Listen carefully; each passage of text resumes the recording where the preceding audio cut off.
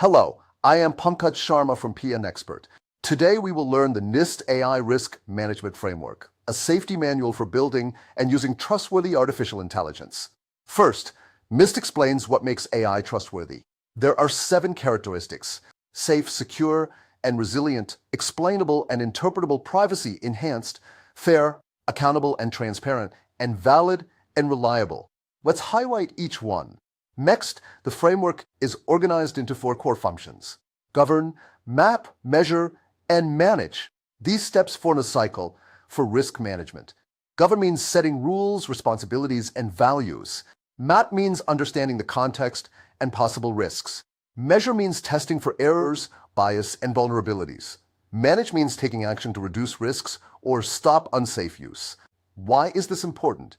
AI can help doctors and drive cars, but it can also cause harm if unmanaged.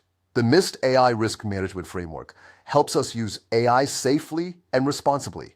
That is the NIST AI Risk Management Framework in a nutshell.